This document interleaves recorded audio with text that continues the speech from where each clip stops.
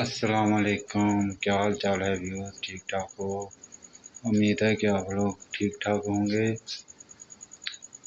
ہماری سیلاب کے جو پھنسے ہوئے لوگ ہیں وہ بیچارے بھوک سے مر رہے ہیں اور اپنی مدد آپ اپنے تحت کام کر رہے ہیں۔ حکومت بالکل ناکام ہو چکی ہے۔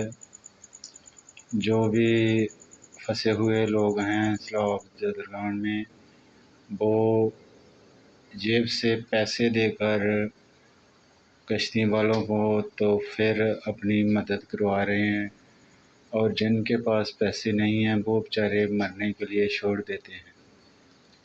یہ دورہ معیار ہے، یہ تو بالکل ناانصافی کی طرف ہے کہ جن کے پاس پیسے نہیں ہیں وہ بیچارے تڑپتے مر جائیں، اور جن کے پاس پیسے ہوتے ہیں وہ کشتیاں لے کے اپنی منزل پر پہنچ جاتے ہیں، اور ان کو بھی 50,000 لاکھ روپے تک دینا پڑتا ہے۔ پہلے سے ہی ان کے جو گھر جانور وغیرہ اور سب نقصان ہو چکا ہے، اور اوپر سے یہ کشتیوں والے ان سے پیسے لے رہے ہیں۔ وہی ریسکیو کرنے کے لیے گورنمنٹ نے جو کشتیاں دی ہیں، اور گورنمنٹ جو وہ کر رہی ہے وہ کیوں نہیں کرتے ہیں؟ وہ آگے سے پیسے لے کے کر رہے ہیں۔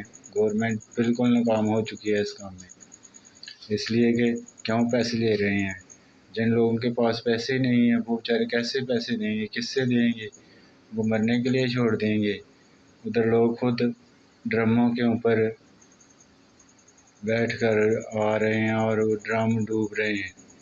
لوگ خود جگاڑ لگا کے آتے ہیں، اور کوئی اپنی جان دے دیتا ہے، اور جہاں حکومت اپنے مزے سے بیٹھی ہوئی ہے اور اپنی تعریفیں پہ تعریفیں کر رہی ہے۔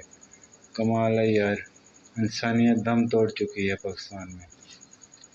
اس لیے کہ ہمارے جو بڑے لوگ ہیں ان کو سیلاب سے کیا مطلب ہے؟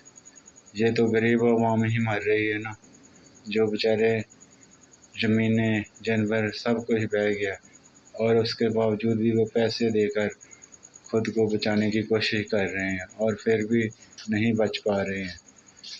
اس حکومت کو ان کے لیے کچھ کرنا چاہیے۔ کیا کر رہی ہے یہ حکومت؟ ویسے گپے شپے مار رہے ہیں اور کچھ بھی نہیں ہے۔